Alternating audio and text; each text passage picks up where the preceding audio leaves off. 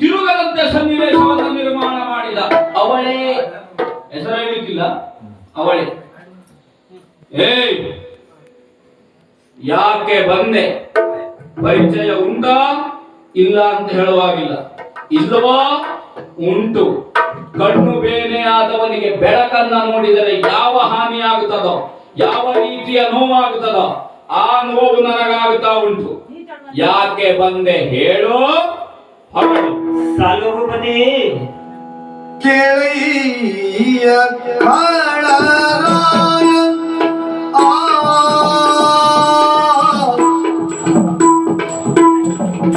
ಕೇಳಯ್ಯ ಕಳರಾಯ ಪೂರ್ವದೊಳು ನಾನು ಕೇಳಯ್ಯ ಕಳರಾಯ ಪೂರ್ವದೊಳು ನಾನು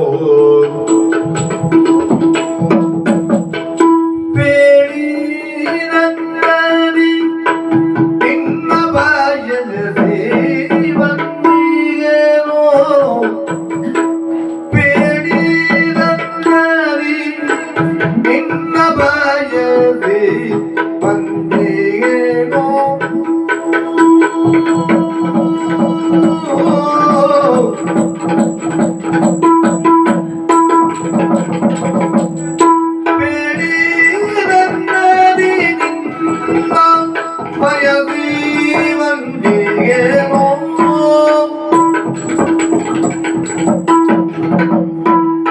ಕೋಡುಗೊಂಡುದು ಮನವು ಅರಿದೆನ್ನ ನೀನು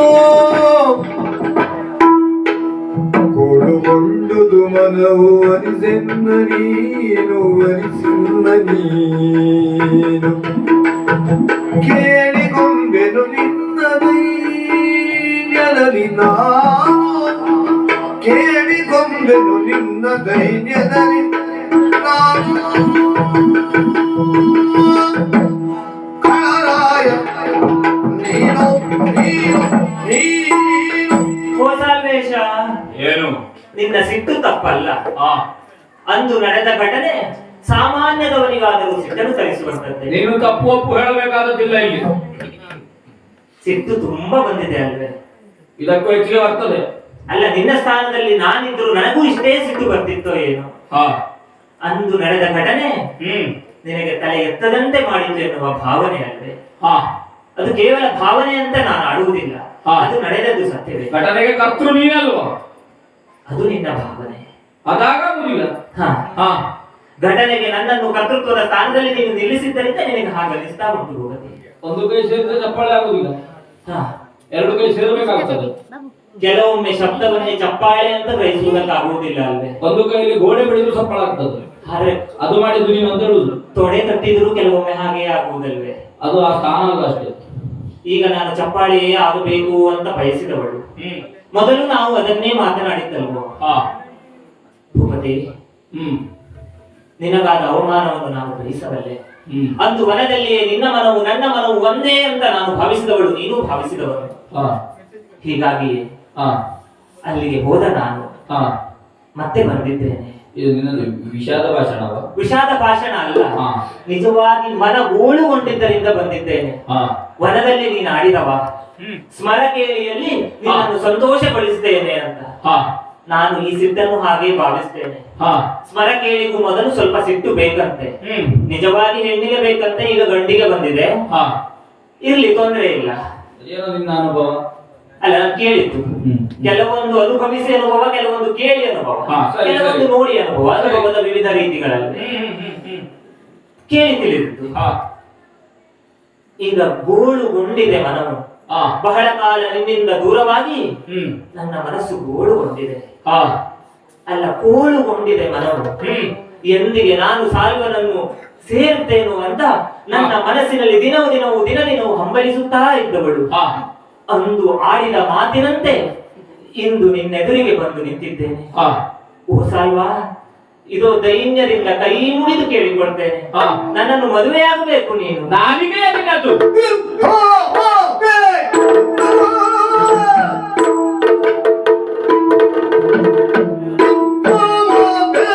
ಎಂಬ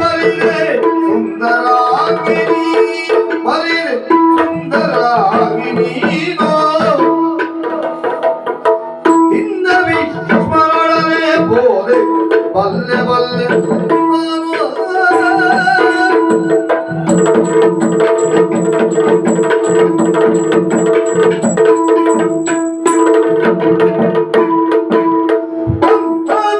ಎಲ್ಲರ ಎಲ್ಲೋ ನಿಮ್ಮರೊಯ್ನ ಅವನು ಪಂಥದೊಳು ಎಲ್ಲರ ಗೆಲ್ಲು ನಿಮ್ಮರೊಯ್ನ ಅವನು ಎಂದು ಬಂದು ಎಲ್ಲ ಬಯಸುತ್ತೀಪೆ ಈಗ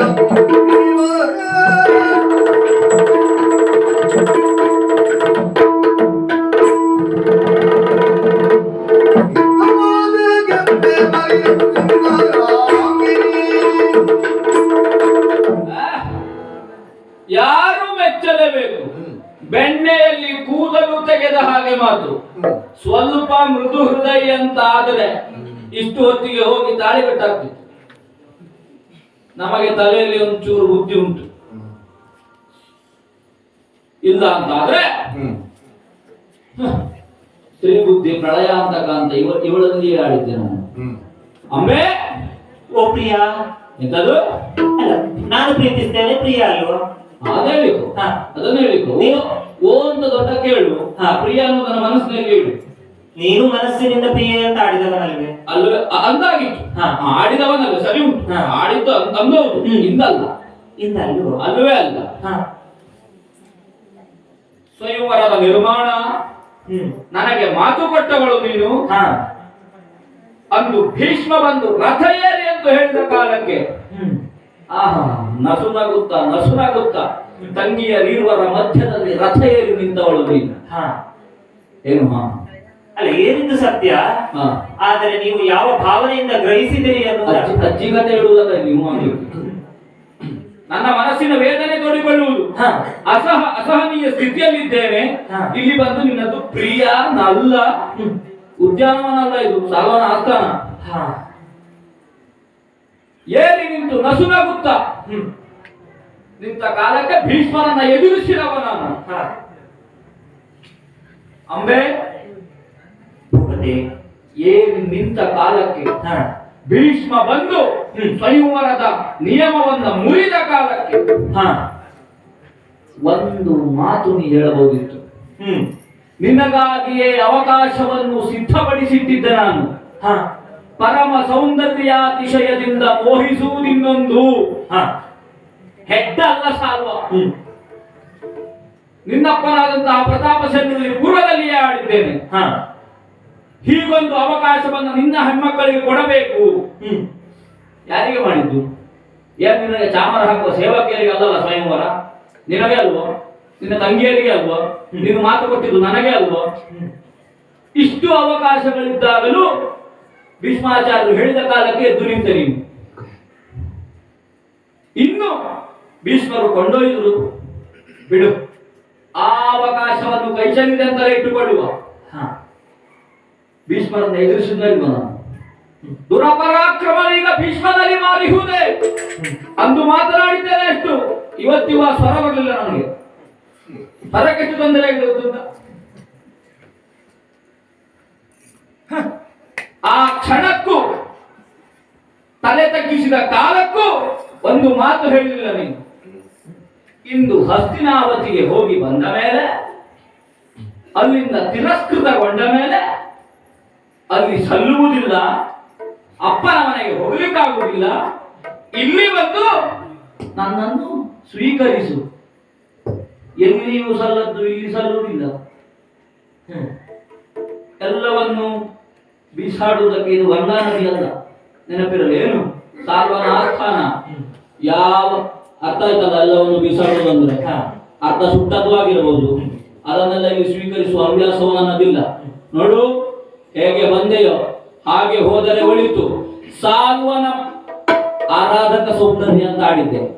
ಇದು ಕುರೂಪ ಸೌಂದರ್ಯ. ಹೊರಗಿನಿಂದ ಚರ್ಮದಿಂದ ಮಾತ್ರ. ಅಂದು ನಿನ್ನ ಮುಖದ ಸೌಂದರ್ಯ ಇವತ್ತು ನನಗೆ ಗೋಚರ ಆಗ್ತಾ ಇಲ್ಲ. ನಿನ್ನೊಳಗಿನ ಕುರೂಪದ ಸೌಂದರ್ಯ ಮಾತ್ರ ಗೋಚರ ಆಗ್ತಾ ಉಂಟು. ಅಮ್ಮೆ, ತೆರಳು ತೆರಳು ತೆರಳು. ನಾನು ಭೀಷ್ಮರಲ್ಲಿ ಮನವಿಟ್ಟು ಹೋದದ್ದು. ಭೀಷ್ಮರಳು ಮನವಿಡಲ ನಿನ್ನ ಸುಂದರತ್ವಗೆ ನನಗೆ ಮೆಚ್ಚಿಕೊಂಡಿರ್ಬಳಿನ್ನ ಮಂದಮತಿ ಅಪಹರಿಸಿಕೊಂಡೊಯ್ದನವನೋ ಬಂದಿಯನು ಬಿಡದೆನ್ನ ಬಲಿ ಕೈದು ನೀನು ಕಳಲಾಯ. ಓ ಸಾಲ್ವಾ, ಒಂದೊಂದಾಗಿ ನಿನ್ನ ಮಾತಿನ ಬಾಣಗಳಿಂದ ನನ್ನನ್ನು ಚುಚ್ಚುತ್ತಾ ಇದ್ದಿ. ಇದೆಲ್ಲ ಆಗುವುದಕ್ಕೆ ಕಾರಣ ನೀನೇ ಅಂತ ಆಡ್ತಿ. ಹೌದಾದದ್ದನ್ನ ಹೇಳ್ತೇನೆ, ನಿನ್ನ ಸಾಹಿತ್ಯ ಬಳಕೆ ಮಾಡಬೇಡ ಇಲ್ಲಿ. ಒಮ್ಮೆ ಸೂಕ್ಷ್ಮವನ್ನು ಗ್ರಹಿಸಿ ನೋಡು ಸಾಲ್ವ. ಎಂತ ದುಡ್ಡು ಗ್ರಹಿಸ್ಲಿಕ್ಕೆ? ಭೀಷ್ಮರು ಬಂದು ಏರಿರಿ ಎನ್ನಯ ರಥವ ಅಂತ ಹೇಳಿದಾಗ ನಾವು ಏರಿದ್ದು ಹೌದು, ನಕ್ಕಿರಬಹುದು. ಆದರೆ ಎಲ್ಲಾ ನಗುವಿಗೂ ಒಂದೇ ರೀತಿಯ ಭಾವನೆ ಅಲ್ಲವಲ್ಲ. ಈಗ ತಾಯಿಯಾದವಳು ಮಗುವನ್ನು ನೋಡಿ ನಗುವ ರೀತಿಯೇ ಬೇರೆ ಅಲ್ವೇ? ಸಂತೋಷದಿಂದ ಆಗುವ ನಗುವ ರೀತಿಯೇ ಬೇರೆ ಅಲ್ವೇ? ಇನ್ನೊಬ್ಬರನ್ನು ತಾತ್ಸಾರದಿಂದ ನೋಡಿ ನಗುವ ರೀತಿಯೇ ಬೇರೆ ಅಲ್ವೇ? ಹೀಗೆ ವಿವಿಧ ರೀತಿಯ ನಗು ಉಂಟು ಸಾಲ್ವ. ಹಸ್ತಿನೆಯಿಂದ ಸೌಭಾಗ್ಯ ಬರುವಲ್ಲಿವರೆಗೆ ಇಂಥದ್ದನ್ನೆಲ್ಲ ಹೇಳಬೇಕು ಅಂತ ಯೋಚಿಸ್ತಾ ಬಂದ್ಯಾ? ಖಂಡಿತವಾಗಿಯೂ ಇಲ್ಲ. ನೀನು ಇಂಥದ್ದನ್ನು ಕೇಳ್ತಿ ಎನ್ನುವ ನಿರೀಕ್ಷೆಯೂ ನನಗಿಲ್ಲ. ಅದಾಗಲ್ಲ. ಅಲ್ಲ, ನಾನು ಬರುವಾಗ ಭಾವಿಸಿದ್ದು ಎಂದಿಗೈತ ಹಳು ಅಂತ ಸಾಲ್ವ ಕಾಯ್ತಾ ಇರ್ತಾನಂತ ಭಾವಿಸಿ ಬಂದವಳು ನಾನು. ಕೇಳುವ ನಿರೀಕ್ಷೆ ಇಲ್ಲದೆ ಇಷ್ಟು ಮಾತಾಡ್ತೀನಿ ನೀನು ನಿನ್ನ ಬದುಕನ್ನು ರೂಪಿಸ್ಲಿಕ್ಕೆ. ಇನ್ನು ನನ್ನ ಬದುಕನ್ನು ರೂಪಿಸ್ಲಿಕ್ಕೆ ನಾನು ಎಷ್ಟು ಮಾತಾಡ್ಬೇಕು? ಅಲ್ಲ, ನಿನ್ನ ಬದುಕನ್ನು ರೂಪಿಸುವಡೆಯೂ ಅಷ್ಟೇ ಮಾತನಾಡಿ ಬಂದಿದ್ದೇನೆ ಅಂತ. ಎಲ್ಲಿ ಮಾತನಾಡಬೇಕು ಅಲ್ಲಿ ಮಾತನಾಡಿಯೇ ಬಂದಿದ್ದೇನೆ. ಅಂದು ನಾನು ಏರಿದ ಯಾವ ಕಾರಣದಿಂದ? ಸುರ ನರೋರಗರಿಗಿಂತಲೂ ಅಧಿಕನಾದ ನನ್ನ ಪ್ರಿಯ ಸಾಲ್ವನಲ್ಲಿ ಭೀಷ್ಮನ ಪರಾಕ್ರಮ ನಡೆಯುವುದಕ್ಕಿಲ್ಲ. ನಾನು ಏರ್ತೇನೆ. ಏರಿದ ನಂತರ ಸಾಲ್ವ ಭೀಷ್ಮನನ್ನು ಗೆಲ್ತಾನೆ. ಆಗ ಅನುಭವಿಸುವ ಆ ನೋವು ಅಲ್ಲ, ಆ ಅವಮಾನ ಉಳಿದದೆಲ್ಲದಕ್ಕಿಂತಲೂ ದೊಡ್ಡದು ಎನ್ನುವ ನಗುವಿನಲ್ಲಿ ನಾನು ಏರಿದವಳು ಸಾಲ್ವ. ಅಂದಿಗೂ ಇದ್ದದ್ದು ನಿನ್ನ ಮೇಲಿನ ಪ್ರೀತಿ. ನೀನು ಆಡಿದೆ. ರಥವನ್ನು ಏರಿದಂತಹ ನಾನು ಭೀಷ್ಮನಲ್ಲಿ ಮಾತನಾಡಬಹುದು. ಅವರ ಸ್ವರವನ್ನು ನೀನು ಕೇಳಿದವರೇ ತಾನೆ. ಹೌದು. ಅಲ್ಲಿ ನಾನು ಮಾತನಾಡುವುದಕ್ಕೆ ಸಾಧ್ಯ? ಆ ಕಡೆ ಈ ಕಡೆ ಇದ್ದವ್ರು ಹೇಳಿದ್ರಪ್ಪ ಎಂತದ್ದು ಹರಿನಾಥ ಒಂಗೈದ ಅಂತ. ಯುದ್ಧದಲ್ಲಿ ನಿನ್ನನ್ನು ಗೆದ್ದ ಕಾಲದಲ್ಲಿ ನಾನು ನಿನ್ನ ಕುರಿತಾಗಿ, ನಿನ್ನ ಮೇಲಿನ ಪ್ರೇಮದ ಕುರಿತಾಗಿ ನಾನು ಮಾತನಾಡಬಹುದಿತ್ತು. ಒಮ್ಮೆ ಮಾತನಾಡುವ ಅಂತ ಭಾವಿಸಿದೆ ಸಾಲ್ವ. ಆದರೆ ಒಮ್ಮೆ ಭೀಷ್ಮರ ಮುಖವನ್ನು ನೋಡುವಾಗ ಅತ್ಯಂತ ಕ್ರೋಧಾವಿಷ್ಟರಾಗಿರುವರು. ನಿನ್ನನ್ನು ತುಳಿದವರಲ್ಲೇ. ಒಂದು ವೇಳೆ ನಾನು ನಿನ್ನ ಮೇಲಿನ ಪ್ರೀತಿಯನ್ನು ಅವರಲ್ಲಿ ಹೇಳಿದೆ ಅಂತಾದರೆ ನಿನ್ನನ್ನು ಕೊಂದರು ಕೊಂದಿಯಾರು ಎನ್ನುವಂತಹ ಭಾವನೆ ನನ್ನಲ್ಲಿ ಒಳಗೂಡಿತು ಸಾಲ್ವ. ಕಾಶಿಯಲ್ಲೇ ನನ್ನ ತಂದು ಮಾಡ್ಲಿಕ್ಕೆ ತೀರ್ಮಾನ ಮಾಡಿದ್ದೇನೆ. ಖಂಡಿತವಾಗಿ ಹಾಗಾಗಬಾರದು ಎನ್ನುವ ಕಾರಣಕ್ಕಾಗಿ ಅಲ್ಲಿ ಮಾತನಾಡಲಿಲ್ಲ. ಮಾತನಾಡುವ ಸಮಯ ಬರ್ತದೆ ಅಂತ ಆ ಸಮಯಕ್ಕಾಗಿಯೇ ಕಾದವಳು ನಾನು ಬಿಟ್ಟೆ ಸಮಯ ಸಾಧಕಳು ನಾನು ಅಂತ ಭಾವಿಸಬೇಡ. ಸಮಯ ಕೂಡಿ ಬಂತು. ಸಮಯ ಸಾಧಕರು ಯಾರು ಹೇಗೆ ಅನ್ನೋದು ಸಮಯ ಬಂದಾಗಲೇ ಗೊತ್ತಾಗುವುದು. ಅಲ್ಲ, ನಾನು ಸಮಯವನ್ನು ಸಾಧಿಸಿ ಬಂದಿದ್ದೇನೆ. ನಾನು ಒಳ್ಳೆಯವ ಅಂತ ಹೇಳಿಕೊಂಡೇ ತಿರುಗುತ್ತಾರೆ. ಸಮಯ ಬಂದಾಗಲೇ ಗೊತ್ತಾಗುದು ಅವ ಏನು ಅಂತ. ಹಸ್ತಿನೆಯಲ್ಲಿಯೂ ನಾನು ಇದೇ ಮಾತುಗಳನ್ನು ಆಡಿದ್ದೇನೆ.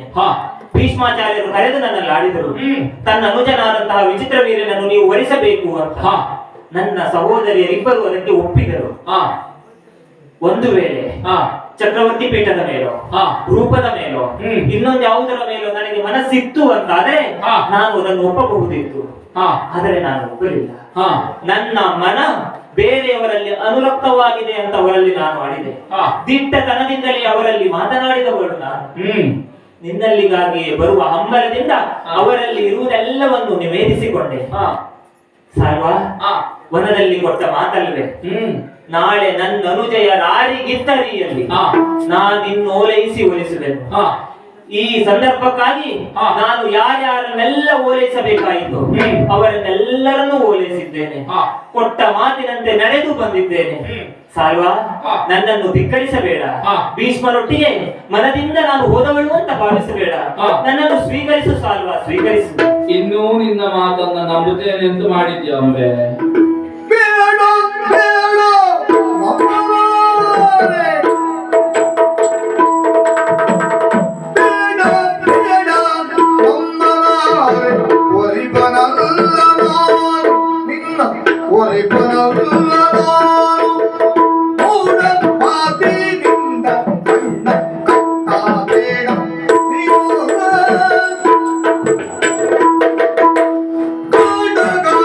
ಸುಮ್ಮನೆ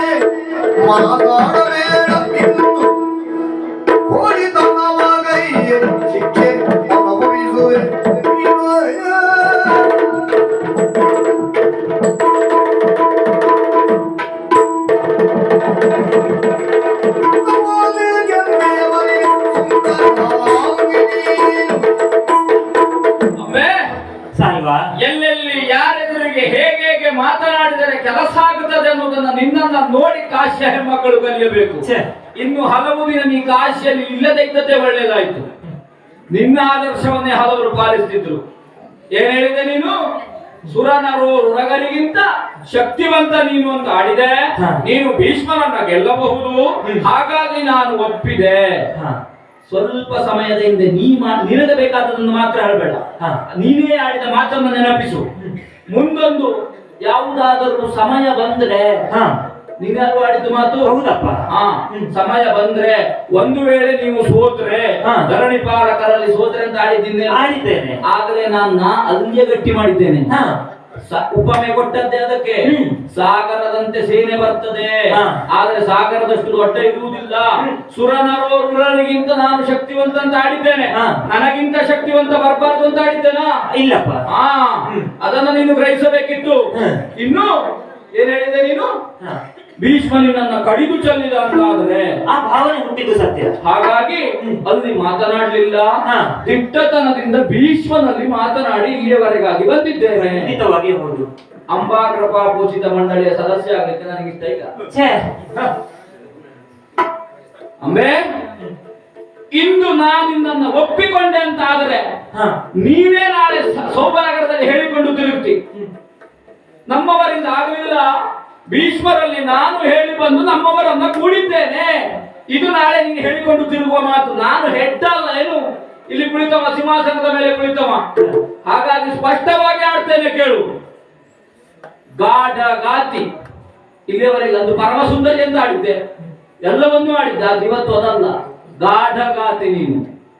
ಎಲ್ಲೆಲ್ಲಿ ಹೇಗೆ ವ್ಯವಹರಿಸಬೇಕು, ಎಲ್ಲೆಲ್ಲಿ ಹೇಗೆ ವ್ಯವಹರಿಸಿದರು ಅಂತಾದರೆ ಹೇಗೆ ಕೆಲಸ ಆಗುತ್ತದೆ, ಹೇಗೆ ಮುಂದುವರಿಯಬೇಕು, ನಿನ್ನದಾದಂತಹ ಬದುಕನ್ನು ಗಟ್ಟಿ ಮಾಡಿಕೊಳ್ಳುವಲ್ಲಿ ಯಾವ ಯಾವ ರೀತಿಯಲ್ಲಿ ವ್ಯವಹರಿಸಬೇಕು ಅನ್ನೋದನ್ನು ಸ್ಪಷ್ಟವಾಗಿ ಅರಿತವಳು ನೀನು. ಈ ಸಾಲ್ವನ ಆಸ್ಥಾನದಲ್ಲಿ ನಿನ್ನ ಸ್ತ್ರೀ ಬುದ್ಧಿ ಅನ್ನುವುದು ಯಾವ ಕಾಲಕ್ಕೂ ನಡೆಯಲಿಕ್ಕಿಲ್ಲ. ಇನ್ನು ಒಂದು ಮಾತನಾಡಿದೆ ಹೆಚ್ಚು ಅಂತ ಆದರೆ ಆಡಿದ ಒಂದೊಂದು ಮಾತಿಗೂ ಶಿಕ್ಷೆ ಅನುಭವಿಸಬೇಕಾಗಿತ್ತು. ಜಾಗ್ರತೆ ನೆನಪಿರಲಿ. ಏನು ಗಂಡು ಸ್ವರದಲ್ಲಿ ಮಾತಾಡುವುದು ನೀನು?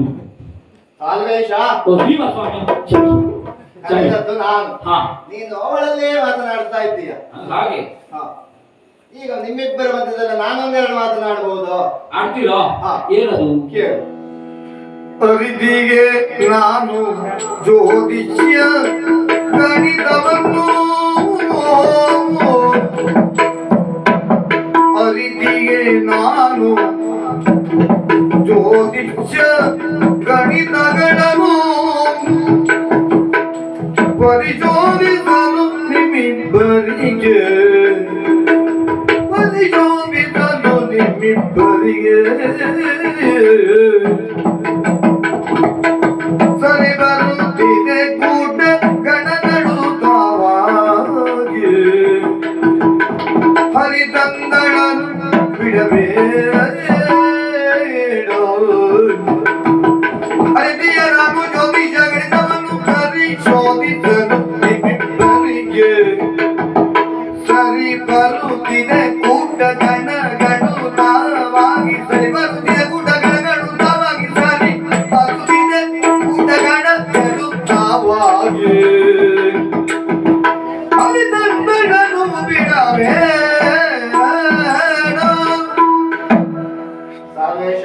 ಬುಸುರರೇ, ನಿಮ್ಮಿಬ್ಬರ ಮಾತುಕತೆ ಆಗುವಾಗ ನಾನು ಲೆಕ್ಕ ಹಾಕ್ತಾ ಇದ್ದೆ. ಎಷ್ಟೊತ್ತಿಗೆ ಮುಗಿತದೆ ಅಂತ ನೀವು ನಮ್ಮದು ನಾವೇನು ಮಾಡ್ಬೇಕು ಅದನ್ನ ಲೆಕ್ಕ ಹಾಕ್ತಾ ಇದ್ದೆ. ಹಾಗೆ ನನಗೆ ಬಂದ ಗಾಡಿ ನಿಮ್ಮ ಹೆಸರು ಕೇಳಲಿಕ್ಕೆ ಬರ್ತದೆ. ನಿಮ್ಮ ಹೆಸರೆಂತದ್ದು? ನನ್ನ ಹೆಸರು ಗಣಪತಿ ಶರ್ಮಾ ಅಂತ ಹೇಳಿ. ಶರ್ಮರು. ಹಾಗಾಗಿ ನಾನು ಲೆಕ್ಕ ಹಾಕ್ತಾ ಇದ್ದೆ. ನಾನು ಜ್ಯೋತಿಷ್ಯವನ್ನು ಕಲ್ತಿದ್ದೇನೆ. ಅಷ್ಟಮಂಗಲ ಪ್ರಶ್ನೆಯನ್ನು ಹಾಕ್ತೇನೆ. ನಿಮಿತ್ತ ಮಾತ್ರದಿಂದ ಹೇಳ್ತೇನೆ. ಇಷ್ಟೇ ಸಾಕು ನನಗೆ ಹೇಳುವುದಕ್ಕೆ. ಅಷ್ಟು ಸಾಕಾಗ್ತದೆ? ನಿಮಿತ್ತ ಮಾತ್ರದಿಂದ ಹೇಳುವುದು. ಯಾಕೆ ಗೊತ್ತುಂಟ? ನನ್ನ ಅಜ್ಜ ಪ್ರಸಿದ್ಧ ಜ್ಯೋತಿಷ್ಯರು. ಅವರ ಹೆಸರು ಶಿವರಾಮ ಶರ್ಮಾ ಅಂತ ಹೇಳಿ. ನಮ್ಮ ಕಡೆ ಬಂದಿದ್ರು. ಅಲ್ಲ, ನಿಮ್ಗೆ ಎಲ್ಲೂ ಹೋಗ್ಲಿ. ಹಾಗಾದ್ರೆ ನೀವು ಪಾರಂಪರಿಕವಾದ ಜ್ಯೋತಿಷ್ಯರು. ನಮ್ಮ ಅಜ್ಜಿ ಎಲ್ಲೂ ಹೋಗ್ಲೇ. ಯಾಕೆಂದ್ರೆ ಅವ್ರು ಕಲ್ತದ್ದೇ ಬಹಳ ಬರ್ತಿದ್ರು ಬಿಟ್ರೆ ಎಲ್ಲೂ ಹೋಗುವಂತ ಪ್ರಸಂಗ ಬಂದಿಲ್ಲ. ಇನ್ನು ಫಲಕ ತಾಯಿಯ ಕಡೆ ಫಲಕ ಹಾಕಿ ಕುಳಿತುಕೊಳ್ಳುವ ಪರಿಸ್ಥಿತಿ ಬರಲಿಲ್ಲ. ಫಲಕ ಹಾಕುವುದು ಬೇಕಾಗಿಲ್ಲ. ಹಾ. ಬರಬೇಡಿ ಅಂತ ಫಲಕ ಹಾಕೋದುಂಟು ಬಿಟ್ರೆ ಬನ್ನಿ ಅಂತ ಫಲಕ ಹಾಕುವ ಅವಶ್ಯಕತೆಯೇ ಇನ್ನು ಇಂದಿಷ್ಟು ದಿನದಲ್ಲಿ ನಿವಾರಣೆ ಮಾಡಿ ಕೊಡ್ತೇವೆ ಅಂತೆಲ್ಲ ಇರ್ತವಂತೆ. ಹಾಗೆ ಯಾವುದು ಇಲ್ಲ. ಅವರಿಗೆ ಬೇಕು, ಪ್ರಯೋಜನ ಆಯ್ತು, ಅವ್ರು ಬರ್ಬೇಕು. ಇಂದಿಷ್ಟು ದಿನದಲ್ಲಿ ನಿವಾರಣೆ ಆಗ್ತದೆ. ವಶೀಕರಣ ಇದು ಯಾವುದು ಸರಿ ಸರಿ. ಇನ್ನು ತಾಯಿಯ ಕಡೆಯಿಂದ ಅಜ್ಜನ ಮನೆಯ ಕಡೆಯಿಂದಲೂ ನಮ್ಮದು ಪೌರೋಹಿತ್ಯ ಇರ್ತದೆ. ಹಾಗಾಗಿ ಎರಡೂ ಕಡೆಯಿಂದ ಬಂದದ್ರಿಂದ ನಾವು ಇದನ್ನೇ ಅನಿವಾರ್ಯವಾಗಿ ಮುಂದುವರಿಸಿಕೊಂಡು ಹೋಗುವಂತ ಪ್ರಮೇಯ ಬಂತು. ಅಂದ್ರೆ ನೀವು ಬೇರೆದನ್ನು ಮಾಡುವುದಾಗಿದ್ರು ಬೇರೆಯದನ್ನು ಮಾಡಬೇಕು ಅಂತಿತ್ತು, ಆದ್ರೆ ಇದನ್ನು ವಂಶದ ಪಾರಂಪರ್ಯವಾಗಿ ಬಂದದ್ರಿಂದ ಅನಿವಾರ್ಯ ಅಂತ ಒಂದು ಶಬ್ದ ಬಂತಲ್ಲ, ಹಾಗಾಗಿ ಕೇಳಿದೆ. ಅನಿವಾರ್ಯ ಎನ್ನುವುದಕ್ಕೆ ಬೇರೆಯನ್ನು ಮಾಡಬೇಕು ಅನ್ನುವಂತ ಮನಸ್ಸಿದ್ರು ಇದನ್ನೇ ಮಾಡುವ ಆಯ್ತು. ದೈವಿಚ್ಛೆ ಅಂತ ಇರ್ತದೆ. ಅನಿವಾರ್ಯವಾಗಿ ಕೈಗೆತ್ತಿಕೊಂಡಿದ್ದೇ ಕೆಲವೊಮ್ಮೆ ಬದುಕನ್ನು ರೂಪಿಸಿಕೊಡುತ್ತದೆ. ಈಗ ನಮ್ಮ ಪರಿಸ್ಥಿತಿ ಹಾಗಾಗಿದೆ, ಅನಿವಾರ್ಯಕ್ಕೆ ಕೈ ಎತ್ತಿಕೊಂಡದ್ದೆ. ಈಗ ನಮಗೆ ಅದು ಬರುವುದಿಲ್ಲ, ನಮಗಿಲ್ಲ ಆಗುವುದಿಲ್ಲ ಹೇಳುವಷ್ಟರ ಮಟ್ಟಿಗೆ ನಮಗುಂಟು. ಇವತ್ತು ಭೀಷ್ಮರು ಕರೆಸಿದ್ದಾರೆ ಎಂಬ ಕಾರಣ ಹೋಗುದು ಬಿಡುವುದಿಲ್ಲ ಅಲ್ಲ, ಕೆಲವೊಮ್ಮೆ ಇವತ್ತು ಭೀಷ್ಮರು ಕರೆಸಿದ್ದಾರೆ, ಇದು ಹೇಳಬೇಕು ಅಂತ ಅನಿವಾರ್ಯಕ್ಕೆ ಬಂದದ್ದೇ ಬಿಟ್ಟರೆ ರಾತ್ರಿ ಒಂದೆರಡು ಕೆಲವೊಮ್ಮೆ ರಾತ್ರಿ ತಿರುಗಾಟ ಮಾಡ್ಬೇಕಾಗ್ತದೆ, ಕೆಲವೊಮ್ಮೆ ಬೆಳಗುಂಜಾವದ ತಿರುಗಾಟ ಅಂತ ಹೇಳ್ತಾರಲ್ಲ, ಕೆಲವೊಂದು ಮಾಡ್ಬೇಕು ಅಂತಾದ್ರೆ ಬಾಲಗಣಪತಿ ಹೋಮವನ್ನು ಮಾಡ್ಬೇಕು ಅಂತಾದ್ರೆ ಪೂರ್ಣಾವತಿಯನ್ನು ಸೂರ್ಯೋದಯಕ್ಕೆ ಮಾಡ್ಬೇಕು. ಆವಾಗ ಬೆಳಗುಂಜಾವದ ತಿರುಗಾಟವನ್ನೇ ಮಾಡ್ಬೇಕಾಗ್ತದೆ. ಎಂತದ್ದು ಸ್ವಾಮಿ, ನಮ್ಮ ಸ್ಥಾನದಲ್ಲಿ ಆಗುದಕ್ಕೆಲ್ಲ ನಾವು ಪೂರ್ಣಾವತಿಗೆ ಹೋದದ್ದು, ಯಾವ ಹೋಮ ಅಂತ ಗೊತ್ತಿಲ್ಲ ನಾವು. ಹೋಗ್ತಾರೆ ವೈದಿಕ ಏನು ಅಂತ ಮಾಡ್ತಾರೆ, ಇನ್ನು ಮಹಾರಾಜರು ಬರದೆ ಅಂತ ಹೇಳಿದ ತಕ್ಷಣ ಹೋಗುವುದು, ಪೂರ್ಣಾವತಿ ಆಗುದು, ಮಂತ್ರಾಕ್ಷತೆಯನ್ನು ಹಾಕಿ ಆಶೀರ್ವಾದ ಮಾಡಿ ಕಳಿಸ್ತಾರೆ.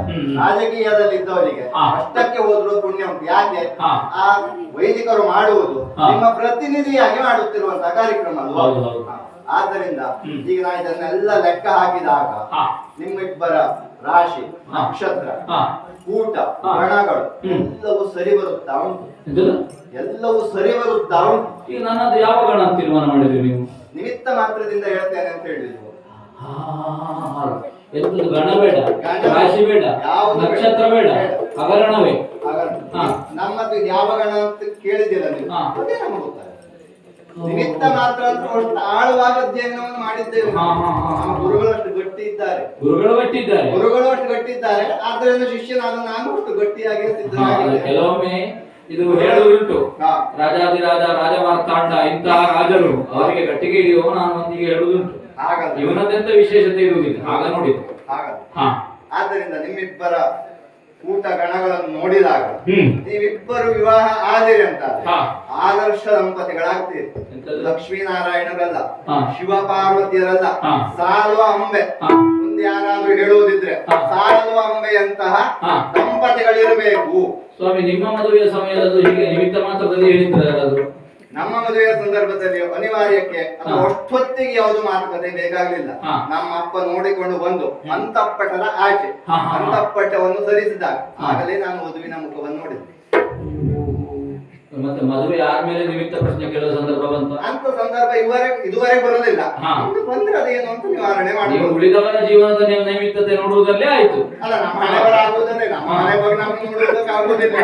ವೈದಿಕ ಹಣೆ ಮಾತ್ರ ಅಷ್ಟೇ. ಉಳಿದವ್ರ ಮನೆ ಕಾರ್ಯಕ್ರಮ ಮಾಡುವುದೇ ಬಿಟ್ರೆ ನಮ್ಮ ಮನೆಯಲ್ಲಿ ಏನಾಯ್ತು ಅಂತ ನಾವು ಕೇಳುವುದಕ್ಕೂ ಸೋತಿರುವುದಿಲ್ಲ. ಆದ್ದರಿಂದ ನಿಮ್ಮದೇ ನಾನು ಹೇಳುವುದು, ಒಲಿದು ಬಂದಂತ ಹೆಣ್ಣು, ಹರಿದು ಬಂದಂತ ಶುದ್ಧವಾದ ನೀರು, ಯಾವತ್ತೂ ಅದನ್ನು ಬಿಡಬಾರದು. ನಮಗೆ ಪ್ರೀತಿಸುವುದು ಸಿಗುವುದಿಲ್ವಾ, ಸಿಕ್ಕಿದ್ದನ್ನೇ ಪ್ರೀತಿಸಬೇಕು ಅಂತ. ಹಾಗಾಗಿ ನಿಮ್ಮ ಜೀವನಾನುಭವಕ್ಕೆ ಶರಣು. ನಮ್ಮ ಗುಡಕ್ಕೆ ಕೈ ಹಾಕೋದು ಯಾಕೆ ಅಂತ ಸಂಭಾಷಣೆ ಅಲ್ವಾ? ಈಗ ನಿಮ್ಮದು ನಿಮಿತ್ತದ ಪ್ರಶ್ನೆ. ಅಪ್ಪನ ಮನೆಯಲ್ಲಿ ಅಪ್ಪನ ಕಡೆಯಿಂದ ಜ್ಯೋತಿಷ್ಯದ ವಿಭಾಗ ಉಂಟು, ಅಜ್ಜನ ಕಡೆಯಿಂದಲೂ ಆನುವಂಶಿಕವಾಗಿ ಉಂಟು. ಹಾಗಾಗಿ ಎಲ್ಲ ಕೆಲವು ಅನುಭವ ಅದು ಇರ್ಬೇಕಲ್ಲ. ಎಲ್ಲದನ್ನು ಬೇರೆಯವರ ಜೀವನದ ಅನುಭವವನ್ನು ಹೇಳಲಿಕ್ಕೆ ಆಗುದಿಲ್ಲ. ರೂಪಕ್ಕೆ ಸಿಕ್ಕಿದಾಗ ಹಚ್ಕೊಳ್ಬೇಕು. ನಾನು ನೀನು ಮುಖಾಮುಖಿ ಆಗದಿದೆ ಮೊದಲಲ್ಲೂ. ಹೌದಪ್ಪ. ಆದ್ದರಿಂದ ಈಗ ನಾನು ಹೇಳುವುದು, ನೀನು ಅವಳನ್ನು ವಹಿಸಬೇಕು. ಸ್ವಾಮಿ, ನೀವು ಹೇಳಿದ್ದು ಕೇಳ್ತೇನೆ, ನಾನು ಹೇಳಿದ ಹಾಗೆ ಕೇಳ್ತೇನೆ ಅಂತ ಹೇಳಲಿಲ್ಲ, ಗೊತ್ತಾಯ್ತಾ?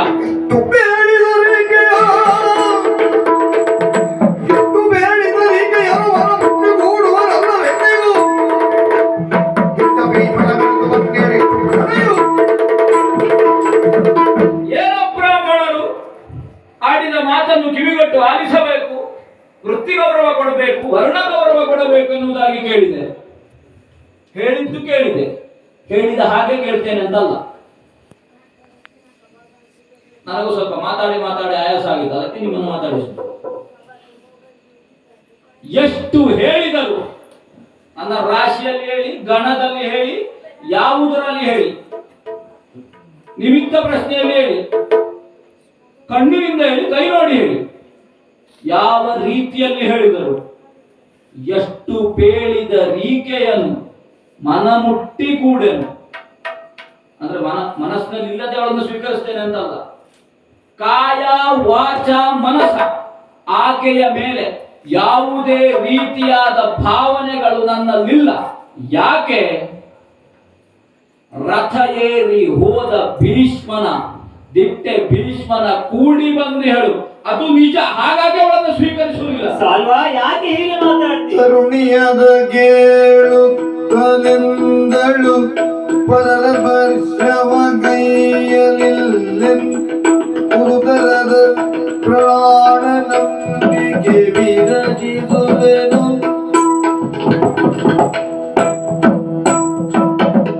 ಸಾಲ್ವಾ, ಈ ಸಭೆಯ ಪ್ರವೇಶವನ್ನು ಮಾಡಿದಾಗಲಿಂದಲೂ ನನ್ನ ಮೇಲೆ ಚುಚ್ಚಿ ಮಾತುಗಳ ಬಿಡುಗಡೆಯನ್ನು ನೀನು ಸುರಿಸ್ತಾ ಇದ್ದಿ.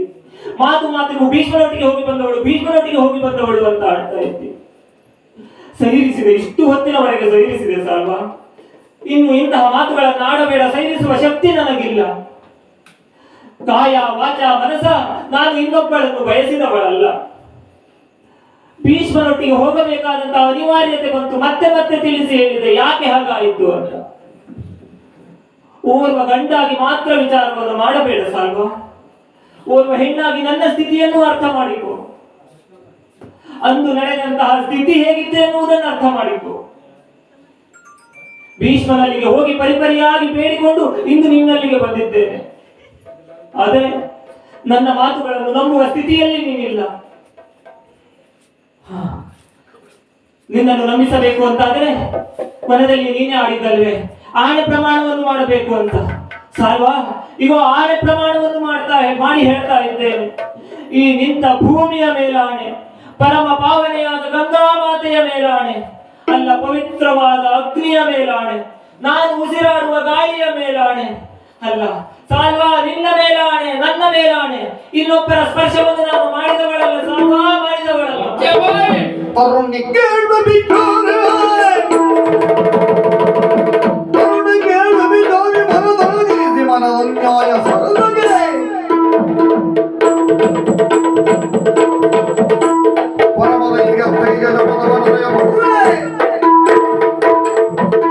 ನನ್ನ ಹೆಡ್ಡ ಬುದ್ಧಿ ಅಂತ ನಾನೇ ತಲೆ ಹೊಡೆದುಕೊಳ್ಬೇಕು, ಬಿಟ್ಟರೆ ಪ್ರಯೋಜನ ಇಲ್ಲ. ಅಂದು ಸ್ವಯಂವರ ತೀರ್ಮಾನ ಆದ ಮೇಲೆ ನೀನು ನನಗೆ ಕೈ ಕೊಟ್ಟವಳು. ಅಲ್ಲಿಗೆ ನನಗೆ ಅರ್ಥ ಆಗಬೇಕಿತ್ತು ಈಕೆಯ ಬುದ್ಧಿ ಎಂತದ್ದು ಎನ್ನುವುದಾಗಿ.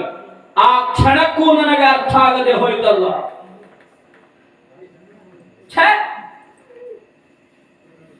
ಇಂದು ಇಲ್ಲಿ ಬಂದು ನಯವಾಗಿ, ಅತಿ ವಿನಯವಾಗಿ ಈ ಸಾಲ್ವನನ್ನು ಒಲಿಸುವಡೆ ಮಾತನಾಡ್ತಾ ಇದ್ದೀಯ.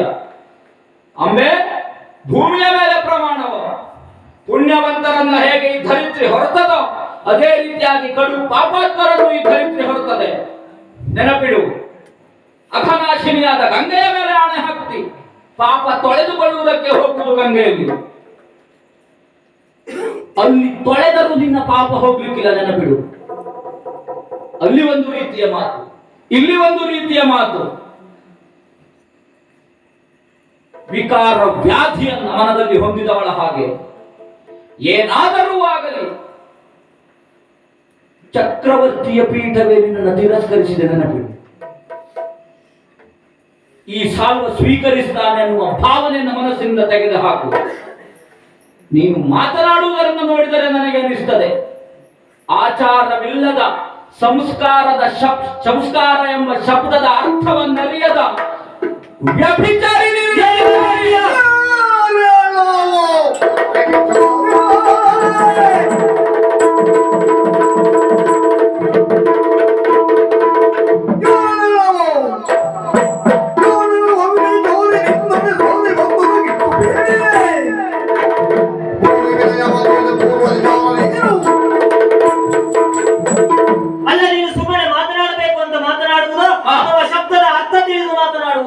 ನಿನ್ನ ಮುಖ ನೋಡಿದ ಮೇಲೆ ಶಬ್ದಾರ್ಥ ಇಲ್ಲದೆ ಮಾತು ಬರುವುದಿಲ್ಲ.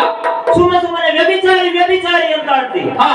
ಬಂದಾವಾಗ ನೀನು ಆಡಿದ್ದು ಅದೇ ರೀತಿಯ ಮಾತುಗಳನ್ನು. ಇದ್ದಿದ್ದು ಹೇಳಿದ್ರೆ ಸಿಟ್ಟು ಬರುವುದೇ. ಇಲ್ಲದೆ ಹೋದದ್ದನ್ನು ಹೇಳಿದ್ರೆ ಸಿಟ್ಟು ಬರ್ತದೆ. ಸಿಟ್ಟು ಬರದೆ ಹೋದರೆ ಆಗಲೂ ಹೇಳುವುದನ್ನೇ, ಇಂಥದ್ದನ್ನು ಹೇಳಿದ್ದೇನೆ ಹಾಗಾಗಿ ಸಿಟ್ಟು ಬರಲಿಲ್ಲ ಅಂತ. ಇಷ್ಟು ಹೊತ್ತಿನವರೆಗೆ ಸೈರಿಸಿದೆ ಯಾಕೆ? ಇನ್ನೂ ಸೈರಿಸಬೇಕು. ಇನ್ನು ಹೇಳ್ತೇನೆ, ಇನ್ನು ಸೈರಿಸುವುದಕ್ಕಿಲ್ಲ. ಏನು ಮಾತಾಡಿ ಆ ಸ್ಥಾನ ನಿನ್ನ ನಾಳಿಗೆ ನನ್ನದ್ದು ಮಾತನಾಡ್ತೇನೆ ನಾನು. ನನ್ನ ಪ್ರೀತಿಯ ಸಾಲ್ವ ಸಿಟ್ಟಿನಿಂದ 4 ಮಾತುಗಳನ್ನು ಪ್ರೀತಿಗೆ ಬೆಂಕಿ ಬಿತ್ತು. ನಾನು ಭಾವಿಸಿದ್ದು ಅಂತ ಆಡಿದ್ದು. ಸಿಟ್ಟಿನಿಂದ 4 ಮಾತುಗಳನ್ನು ಆಡ್ತಾನೆ. ಸೈರಿಸುವ ನಮ್ಮ ಪ್ರೀತಿಯಲ್ವ ಸರಿ ಹೋಗುವುದು, ನಮ್ಮ ಜೀವನವಲ್ವ ಸರಿ ಹೋಗುವುದು. ಮತ್ತೆ ನಮ್ಮ ಪ್ರೀತಿ ಆಡಬೇಡ. ನಿನ್ನದು ಸುಡುಗಾಡು ಪ್ರೀತಿ. ಆರಂಭದಲ್ಲಿ ನನ್ನದು ಇತ್ತು, ನಿನ್ನದು ಇತ್ತು. ಎಲ್ಲಿ ನಾನು ಶಿರ ತಗ್ಗಿಸಿದ್ದೇನೋ ಅಲ್ಲಿಯೇ ಹರಿಶ್ಚಂದ್ರ ಇದ್ದ ಜಾಗದಲ್ಲಿ ಬಿಟ್ಟಿದ್ದೇನೆ. ಎಲ್ಲಿ ನೀನು ವ್ಯಭಿಚಾರಿ ಎನ್ನುವ ಮಾತನ್ನಾಡಿದೆಯೋ ಆ ಕ್ಷಣದಿಂದ ನಿನ್ನ ಮೇಲಿನ ನನ್ನ ಪ್ರೀತಿ ಹೊರಟು ಹೋಯಿತು. ವ್ಯಭಿಚಾರಿ ಯಾವ ರೀತಿಯಲ್ಲಿ ನಾನು ವ್ಯಭಿಚಾರಿ ಎನ್ನುವುದನ್ನು ನೀನು ನಿರೂಪಿಸು. ಕಾಯಿಕವಾಗಿಯೋ ವಾಚಿಕವಾಗಿಯೋ ಅಲ್ಲ ಮಾನಸಿಕವಾಗಿಯೋ ಯಾವ ರೀತಿಯಲ್ಲಿ ನಾನು ವ್ಯಭಿಚಾರಿ? ಸ್ವಯಂವರ ತೀರ್ಮಾನ ಆದ ಮೇಲೆ ಅಪ್ಪ ಹೇಳಿದ ಮಾತಿಗೆ ತಲೆಯಾಡಿಸಿದವಳು. ಅದರಿಂದಲೇ ಪ್ರಾರಂಭವಾದದ್ದು ನಿನ್ನದು ವ್ಯಭಿಚಾರ.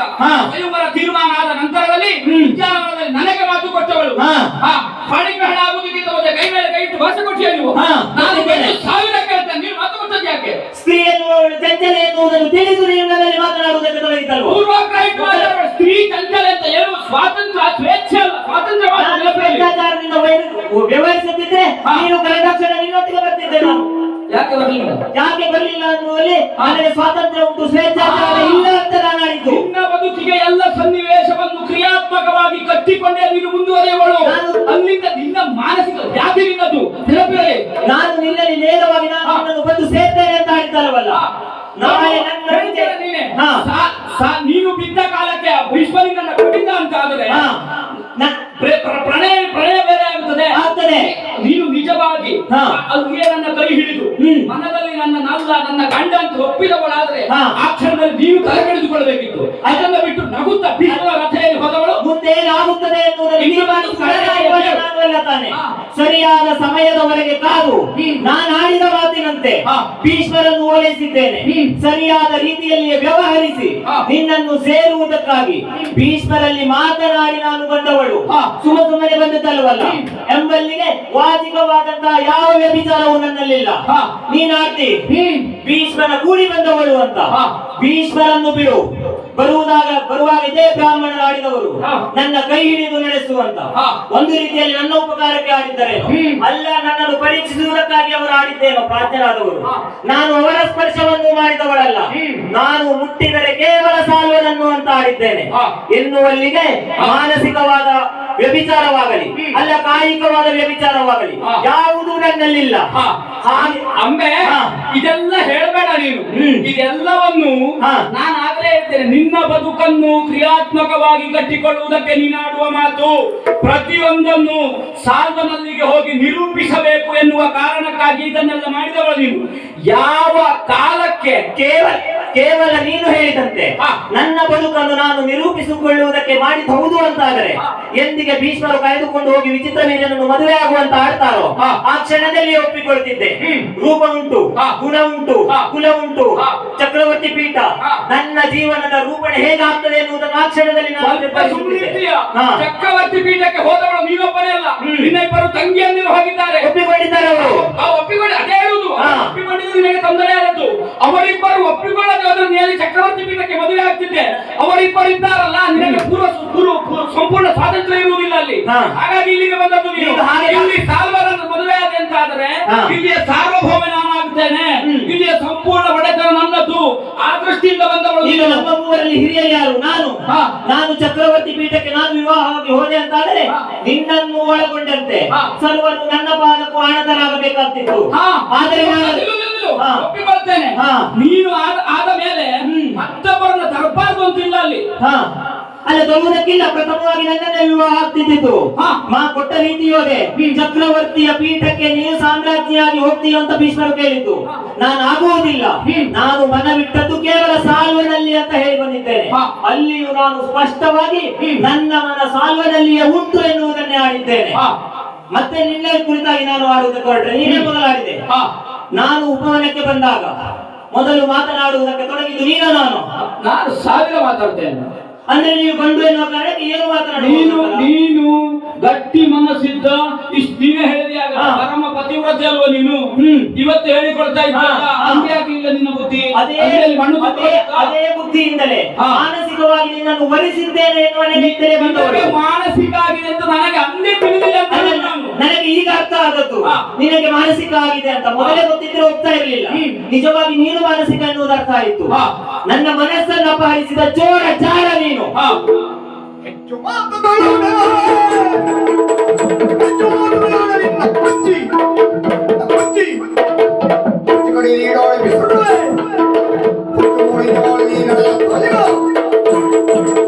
ಉಚ್ಚರಂದಲ್ಲಿ ಬಗಳುವುದಕ್ಕೆ ಮುಂದುವರಿದರೆ ಜಾಗ್ರತೆ. ಏನು ಸ್ವಲ್ಪ ಮಾತನಾಡುವುದಕ್ಕೆ ಬಿಟ್ರೆ ಸ್ವರ ಏರಿಸ್ತೀಯ. ಸಂಪೂರ್ಣ ಆಸ್ಥಾನದಲ್ಲಿ ಸಾಲ್ವನೆ ಮಾಡಿದ್ದು ತಪ್ಪು ಅಂತ ನಿರ್ಧರಿಸಿದ ನೀನು. ಹೆಚ್ಚು ಮಾತನಾಡಿದೆ ಅಂತಾದ್ರೆ ಇಕೋ ಇನ್ನು ಮಾತನಾಡುವುದು ಸಾಲ್ವನ ನಾಲಿಗೆ ಅಲ್ಲ, ಸಾಲ್ವನ ಗೋರೆಯಲ್ಲಿರುವ ಕತ್ತಿ ಕೊಚ್ಚಿ ಬೀಸಾಡಿಯನ್ನು. ಬ್ರಾಹ್ಮಣರೇ, ಎಲ್ಲ ರೀತಿಯ ಪ್ರಯತ್ನಗಳು ವಿಫಲವಾಗಿ ಹೋಯಿತು. ಯಾವ ಸಭೆಯಲ್ಲಿ ಮರ್ಯಾದೆ ಇಲ್ಲವೋ ಅಲ್ಲಿ ಮತ್ತೆ ನಿಲ್ಲುವುದಕ್ಕಿಲ್ಲ. ಬನ್ನಿ ಹೋಗುವ. ತರುಣಿನ ಪೇಳಿದ ದ್ರವ್ಯವ ಇದ್ದರೆ ಬರುವೆ ನಿನ್ನೊಡನೀಗಳು ಬರಿದೇಕೆ ಕರೆವೆ ನೀನೆ ಕೇಳಿಸಾವನು ವರುಷರಿಗಾಗೈದೆ. ನೀನ ಹೇಳಿದ ಲಕ್ಷ್ಯವನ್ನ ಲಕ್ಷ್ಯ ಮಾಡಿದ್ಯೋ ಹೇಗೆ? ನನಗೆ ದ್ರವ್ಯವನ್ನ ಕೊಡುತ್ತೇನೆ ಅಂತ ಹೇಳಿದ್ಯಲ್ಲ, ಅದನ್ನು ನೀನು ಕೊಟ್ಟೆ ಅಂತ ಆದ್ರೆ ಇಲ್ಲಿಂದ ಹೊರಡೋಣ. ಅದೊಂದು ಹಾಗೆ ಉಳಿದು ಹೋಯ್ತಲ್ವ? ಇನ್ನೊಂದು ವಿಷಯ.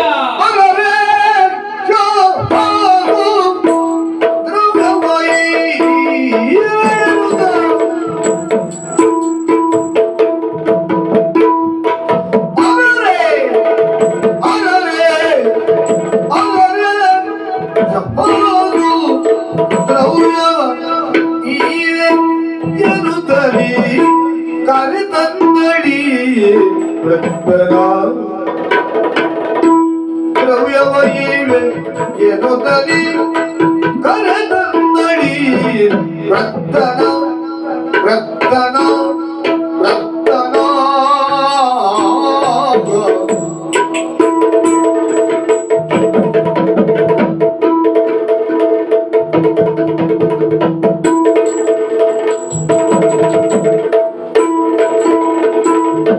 ಸುರನದಿ ಸುಖದ ಕೊಡುವಲಿ ಎಂಬುದು ಸುರನದಿ ಸುಖ ಕಳುಗಲಿ ಎಂಬುದು ಮನಗೀಗ ವೇದ್ಯವಾಯ್ತು. ಮನಗೀಗ ವೇದ್ಯವಾಯ್ತು.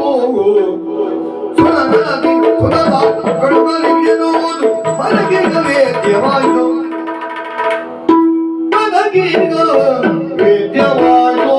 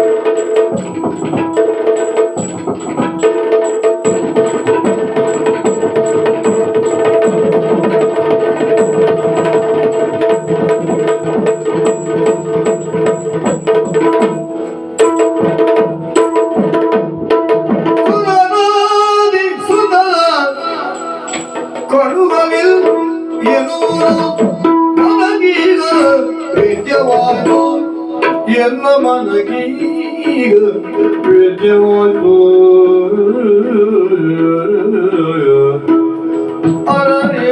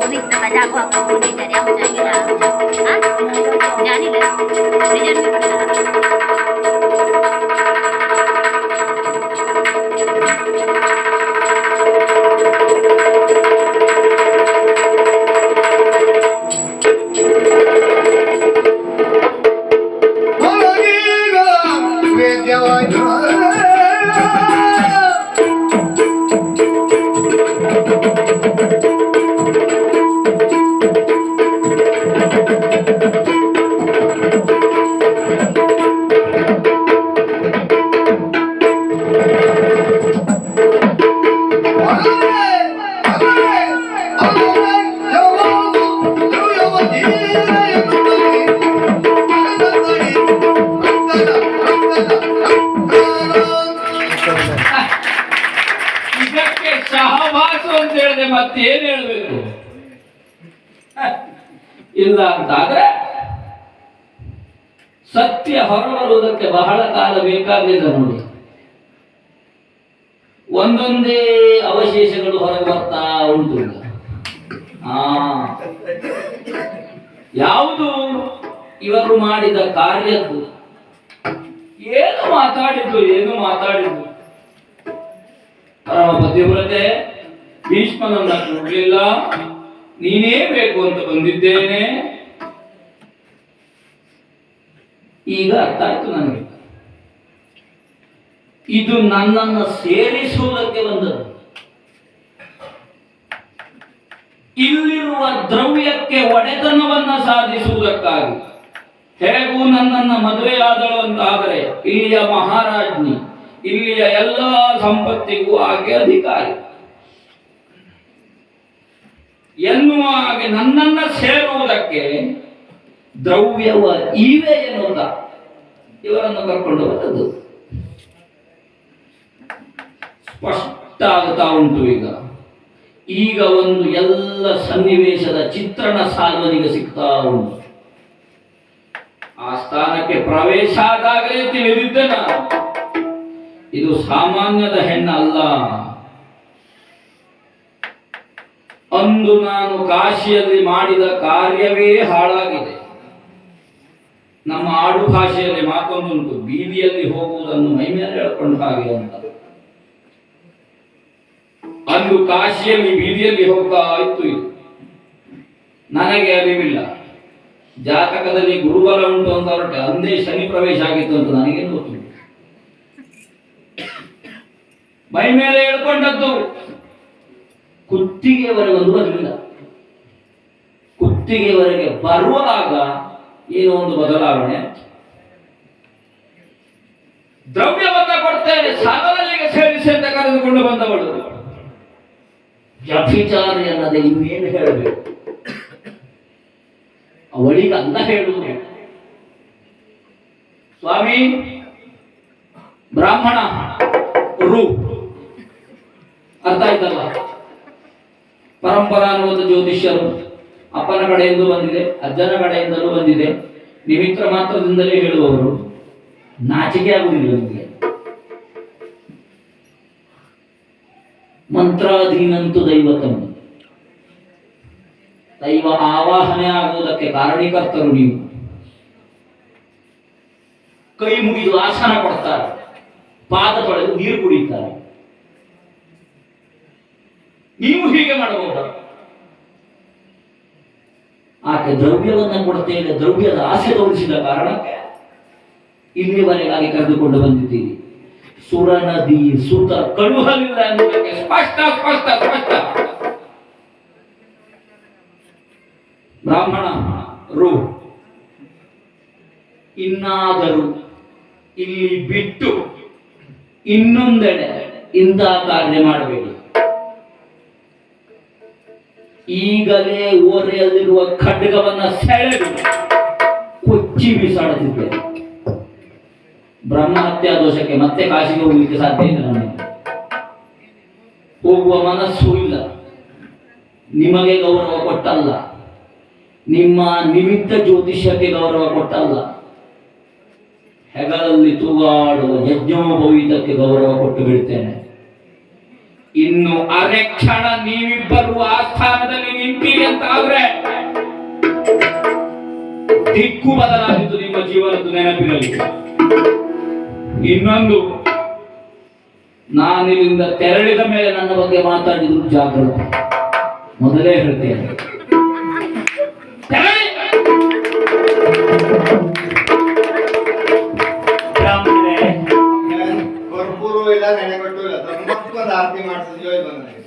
ಮೊದಲಾಗಿ ನಿಮ್ಮಲ್ಲಿ ಕ್ಷಮೆ ಯಾಚಿಸ್ತೇನೆ. ಅದೃಷ್ಟಹೀನನಾದವರೊಟ್ಟಿಗೆ ದೋಣಿಯನ್ನು ಏರಿದ್ರೆ ಅದೃಷ್ಟವಂತನ ಜೀವನವು ಮುಳುಗಿ ಹೋಗ್ತದಂತೆ. ಅದೃಷ್ಟಹೀನರು ನಾನು. ನನ್ನೊಟ್ಟಿಗೆ ನೀವು ಬಂದಿದ್ದರಿಂದ ಇಂತಹ ಮಾತುಗಳನ್ನು ನೀವು ಕೇಳಬೇಕಾಗಿ ಬಂತು. ನಿಜವಾಗಿ ನಿಮಗೆ ದ್ರವ್ಯವನ್ನು ನೀಡ್ತೇನೆ ಅಂತ ಹೇಳಿದ್ಯಾಕೆ ಅಂತ ನಿಮಗೆ ಗೊತ್ತಿರುವುದು, ನನಗೆ ಗೊತ್ತಿರುವುದು. ಇವರ ಮಾತುಗಳಿಗೆ ಮತ್ತೆ ಉತ್ತರವನ್ನು ನೀಡುವುದು ಬೇಡ ತಾನೆ. ನಾನು ಕೇಳಿದ್ದು ತಪ್ಪು ಅಂತ ಜನ ಹೇಳಬಹುದು, ಆದರೆ ಬ್ರಾಹ್ಮಣನಾದವ ಒಂದು ಕಾರ್ಯವನ್ನ ಮಾಡಿ ಅದಕ್ಕೆ ಇಂತಿಷ್ಟೇ ದಕ್ಷಿಣೆಯನ್ನು ಕೊಡಬೇಕು ಅಂತ ಅದು ಅಪರಾಧ ಆಗ್ತದೆ.